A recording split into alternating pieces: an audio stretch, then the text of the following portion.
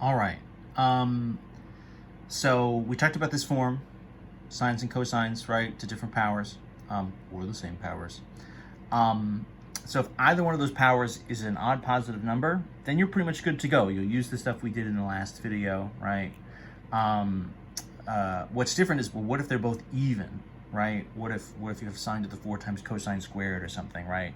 So you can't do the trick where you kind of break the odd power up, right? Pull the sort of one off to the side and then convert the rest of them into the other. It's just not going to work. So that's where we need our half angle formulas, right? Sine squared is 1 minus cosine of 2x over 2. Cosine squared of x would be 1 plus cosine of 2x over 2. So that helps us get from, right, a squared value down to sort of a single power value.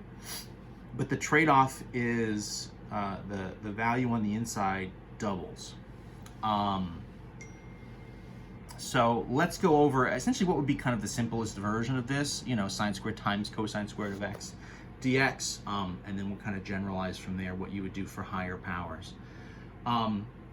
In theory, it's not really anything more fancy than just like, okay, you know, break them down into squares, right? And so then each one of these, you're just going to use our half angle formula, which maybe I'll sort of write here so we have it handy, right?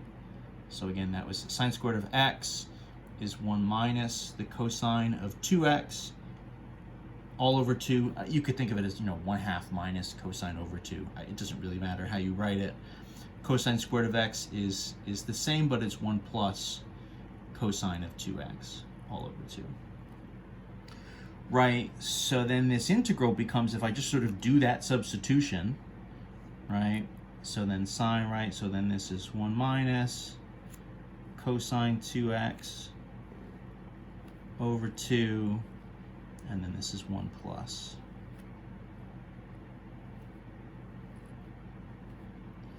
Cosine 2x all over 2.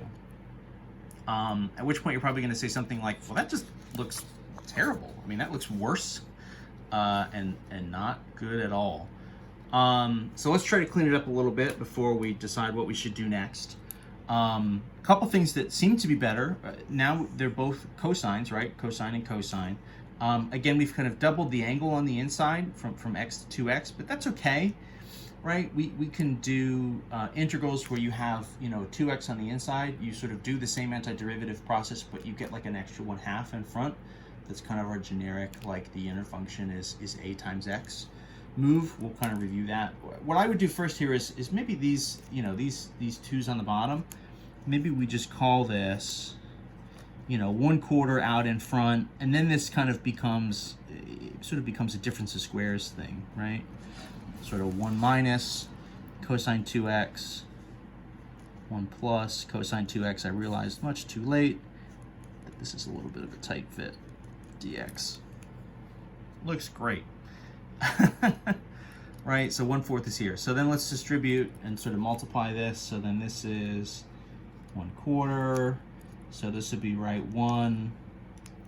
I'll just multiply everything out, I guess, right? What's going to happen here is the sort of minus cosine 2x and then plus cosine 2x. Those will cancel each other out.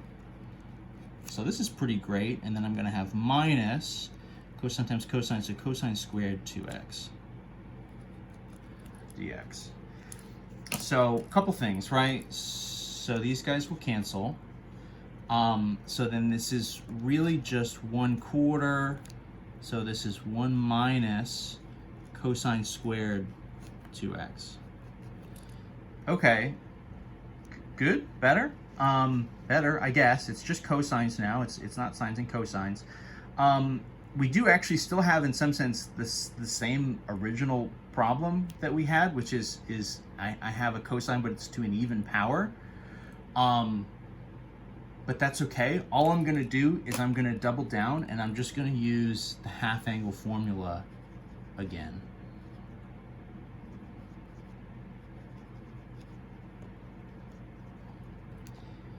And what'll happen here, so then this becomes, right, 1/4 the integral, so then this is 1 minus.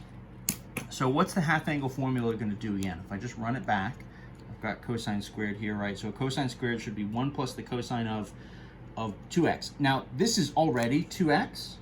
So that means if I double it, what's going to be on the inside now is 4x. So this is kind of 1 minus the quantity, 1 plus cosine. So now that doubles from 2x to 4x over 2.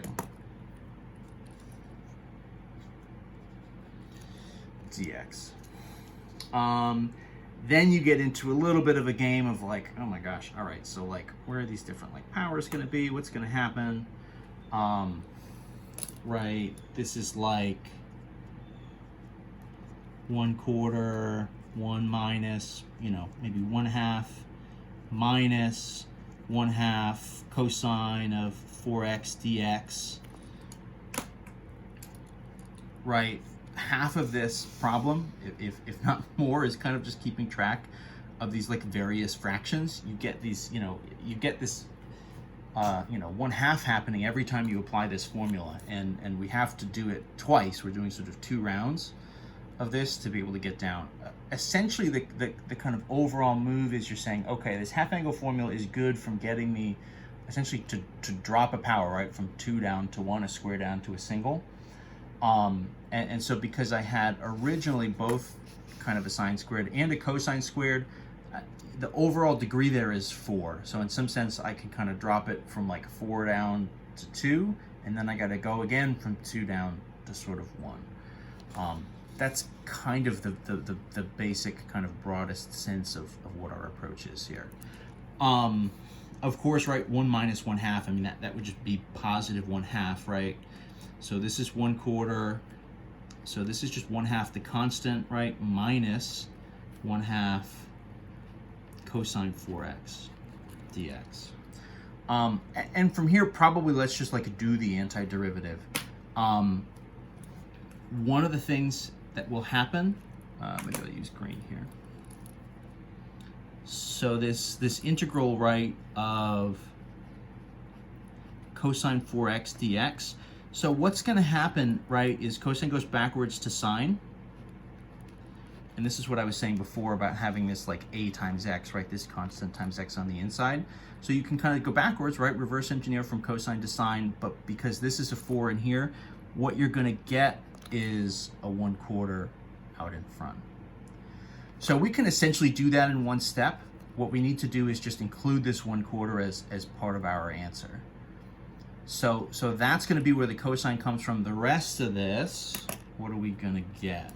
So this is like 1/4 times, so 1/2 would just go to 1/2 times x, right?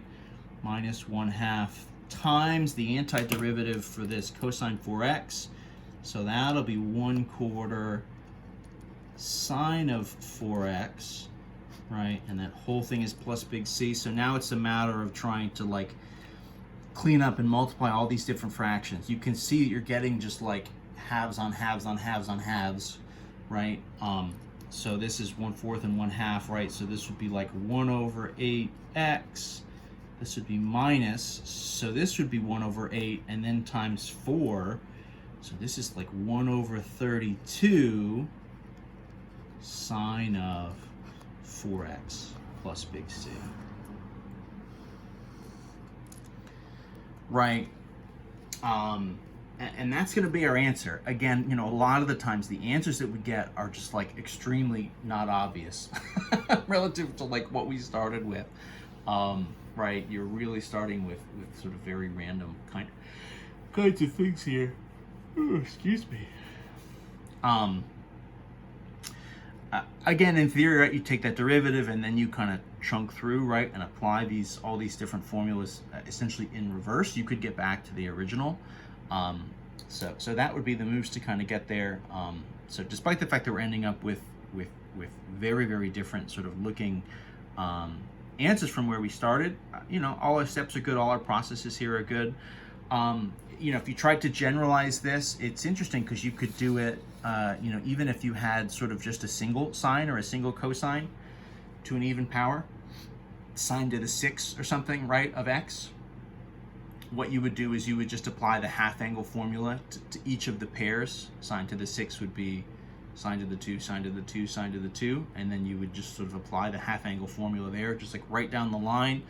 You'd have to kind of FOIL and multiply and expand, and then you would just keep going as you do that foiling, and you continue to get you know, cosine squareds of 2x, or even cosine to the 4 of 2x. As you keep multiplying and expanding, you just run that half angle formula again. So every time you square it, you just cut it in half again, and you keep going until you're all the way down to sort of however many, you know, 1/2, 1/4, 1/8, 1/16, you know, plus minus all this stuff, until you get down to a final version that just has everything to the power 1. Obviously, as always, the higher the powers get, the longer that sort of process takes to clean up. That's the basics of it. You know, that's kind of the idea. We're a little limited maybe here in terms of what different versions of this we could do. But even just a single sine squared or a single cosine squared, you know, that would work too, just sort of using these half angle formulas. So that's the idea. That kind of covers all of the bases for combinations of sine and cosine, right? You know, we did if the powers, you know, if one of them is odd, you use the approach from the last video. If both of them are even, meaning kind of by definition neither of them are odd, then you do something else. You know, if they're both crazy powers, then of course, you know, you know, these techniques won't necessarily work in the same way. You know, if you're just talking if it's a root of sine x times a cube root of cosine x or something, well then you have a different issue. In any event, that's the move. The next set is going to be sort of similar strategies to deal with combinations of secant and tangent. Secant and tangent.